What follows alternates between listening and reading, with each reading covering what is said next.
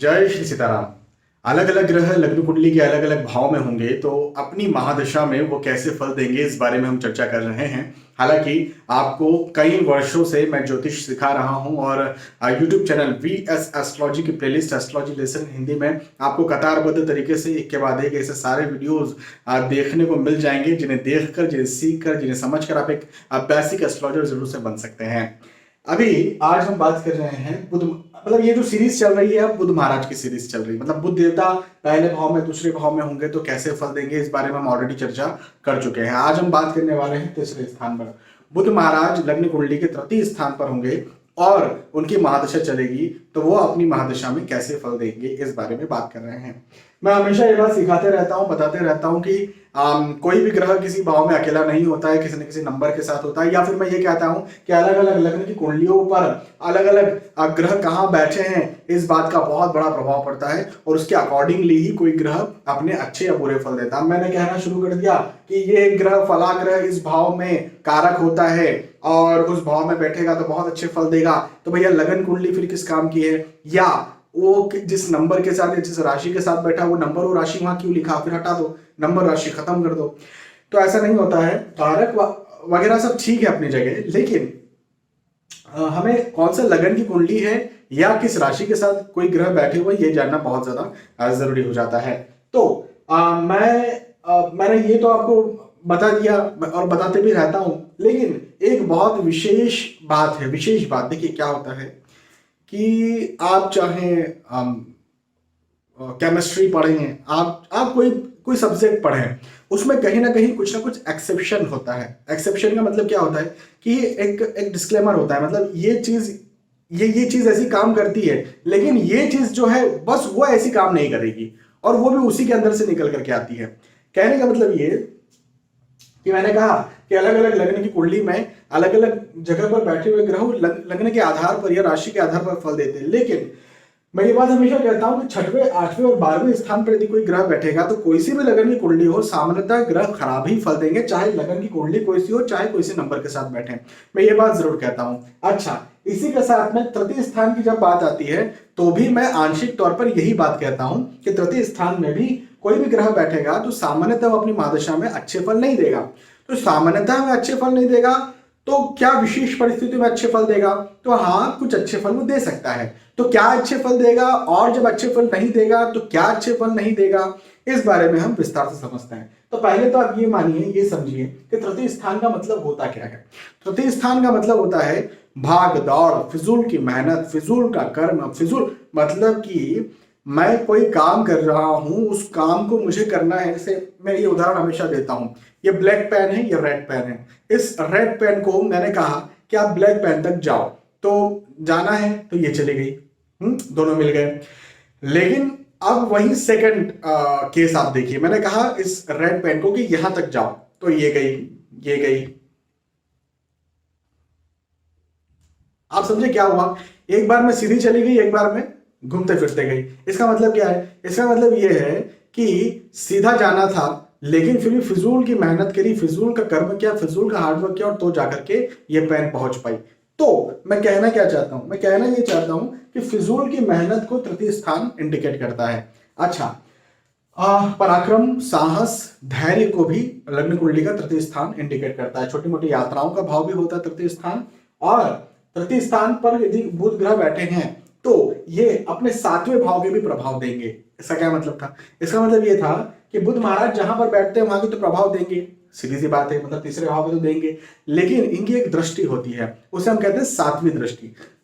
1 2 3 4 5 6 7, तो जहां बैठते हैं वहां से 7वें भाव के भी अपने प्रभाव देते हैं। अब तृतीय स्थान में बैठेंगे तो 7वां भाव नवम स्थान बन जाएगा, तो नवम स्थान के भी अपने को प्रभाव देते हैं। नवम स्थान को क्या कहते हैं?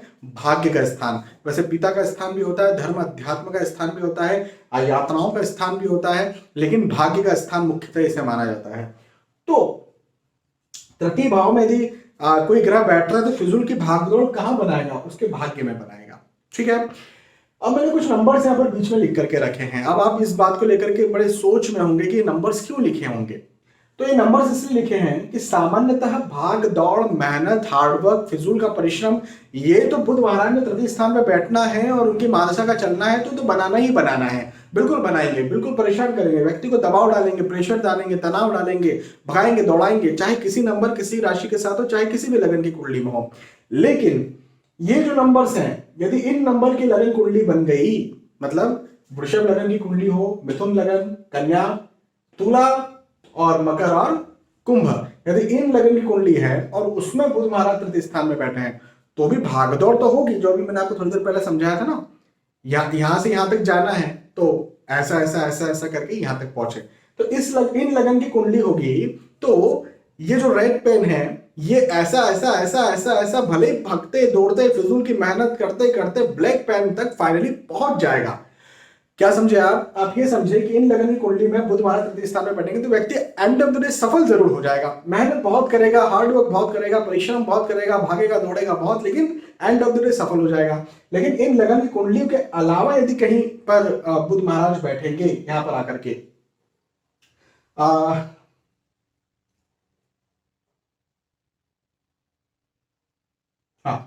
इनके अलावा यदि बुध महाराज यदि तृतीय स्थान पर आकर के बैठेंगे तो क्या करते हैं बुध महाराज कि व्यक्ति को परेशान बहुत ज्यादा करते हैं, भगाते दौड़ाते हैं, भाग्य में हार्ड वर्क स्ट्रगल ज्यादा लाते हैं, लेकिन उसे सफल भी होने नहीं देते हैं। अच्छा, एक चीज और यहां पर होती है कि मकर लगन की कुंडली यदि होती है तो मकर 10, 11 और 12, ये 12 हो गया। तो यहां पर ये 10 नंबर लिखा है, मान के चलो आपकी कुंडली में 10 नंबर लिखा है, 10 यहाँ 11 यहाँ 12, तो मीन राशि में यदि बुध महाराज बैठेंगे तो इसे कहते हैं नीच राशि स्थित ग्रह। तो जैसा मैंने कहा कि भाई मकर लगन की कुंडली होगी तो बुध महाराज तृतीय स्थान में बैठेंगे तो अच्छे फल देंगे, मैंने ये कह दिया। अच्छे फल देंगे का मतलब ये भगाएंगे दौड़ाएंगे मेहनत कराएंगे, लेकिन एंड ऑफ द डे वो चीज दे देंगे जिसके लिए इंसान ने मेहनत की थी। लेकिन फिर भी 12 नंबर यानी मीन राशि में बुध नीच राशि स्थित माने जाते हैं, तो फिर वो अच्छे फल कैसे दे देंगे? तो बात यहां पर यह है कि नीच राशि ग्रह सामान्यतः अपने अच्छे फल नहीं देते, खराब फल देते। लेकिन मैं शुरू से आपको ये बात समझाते आ रहा हूं कि बुध, सूर्य, शुक्र लगभग बहुत सारी कुंडलियों में आप देखिएगा कि पास पास बैठेंगे, डिग्री वाइज क्लोज कंजंक्शन कई बार हो जाता है या कई बार साथ में भी आ जाते हैं। तो शुक्र के नाम में क्यों ले रहा हूं? क्योंकि शुक्र 12 नंबर यानी मीन राशि में उच्च राशि के हो जाते हैं। तो मान के चलो यहां पर शुक्र आ गए, या शुक्र यहां पर भी है या यहां पर भी है, और डिग्री वाइज क्लोज कंजंक्शन है इन दोनों का, बुध और शुक्र का। तो शुक्र 12 नंबर में मीन राशि में उच्च के होते हैं, बुध 12 नंबर में मीन राशि में नीच के होते हैं। तो उच्च और नीच के ग्रह दोनों एक ही भाव में बैठे हैं, क्लोज बैठे हुए हैं डिग्री वाइज, तो ये नीच भंग राजयोग का निर्माण कर सकते हैं। और नीच भंग राजयोग यदि बन गया तो बुध महाराज अच्छे फल देंगे, अदरवाइज बुध महाराज अपने अच्छे फल नहीं देंगे यदि नीच राशि ग्रह है बुध। तो ये क्लियर करना मुझे ज्यादा जरूरी था। अब अच्छे का आप समझ गए ना, अच्छे का मतलब क्या बोल रहा हूँ मैं, मेहनत कम हो जाएगी, खत्म हो जाएगी, मैं ये नहीं कह रहा हूँ। मैं ये कह रहा हूँ कि इंसान मेहनत करेगा, भागेगा, दौड़ेगा, फिजूल वर्क करेगा, स्ट्रगल करेगा, लेकिन एंड ऑफ द डे वो सफल जरूर हो जाएगा। इसलिए मैंने ये नंबर्स यहाँ पर लिखे कि इन नंबर के जिनकी भी कुंडली है और तृतीय स्थान पर बुध है तो वो लोग एंड ऑफ द डे सफल हो जाएंगे, तो हार नहीं मानना है, ठीक है। अच्छा, कोई भी लगन की कुंडली हो, कोई भी हो, बुध महाराज तृतीय स्थान पे बैठे हैं, बिजनेस नहीं करना है, बिजनेस बिल्कुल नहीं करना है, नौकरी करना है, इस बात का ध्यान रखना है यदि बुध की महादशा चल रही है तो। दूसरी बात ये है कि हाँ, पिता का बिजनेस है, पिता के नाम पे या किसी और के नाम पर बिजनेस है और आप उस बिजनेस को संभाल रहे हैं, तो एक तरफ से नौकरी ही कर रहे हैं तो फिर वो चलेगा, है ना। तो खुद के नाम पर बिजनेस नहीं होना चाहिए। अच्छा, उसके अलावा पढ़ाई लिखाई के दृष्टिकोण से इंसान को मेहनत ज्यादा करना पड़ेगी, लेकिन ज्यादा मेहनत जरूर करिए, लेकिन उसका आपको प्रतिफल भी end of the day meal जाएगा, ठीक है। तो इस प्रकार से बुध महाराज जो है वो अपने फल देंगे। तो इन जनरल जिसको भी बुध महाराज तृतीय स्थान में बैठेंगे और महादशा चलेगी वो बहुत खुश तो मेरे पास नहीं आता है। भले लग्नेश जो है 6, 7, 8, यहाँ पर 8 नंबर के साथ बुध बैठेंगे और लग्नेश है बुध, तो भी व्यक्ति परेशान ही रहेगा कि अरे यार मतलब मजा नहीं आ रहा, कौन फिजूल की भागदौड़ करना चाहेगा, कौन फिजूल का मेहनत करना चाहेगा या हार्ड वर्क करना चाहेगा। लेकिन फिर भी ठीक है, एंड ऑफ द डे सफलता तो मिल रही है, तो ये बात एक राहत जरूर देती है। तो यहाँ पर मैंने आपको इस विषय में समझाया, और भी आने वाले वीडियोस में आपको और बातें समझने को, सुनने को, सीखने को मिलेगी। बने रहिए, तब तक के लिए आज के वीडियो में आपसे विदा चाहता हूं। जय श्री सीताराम।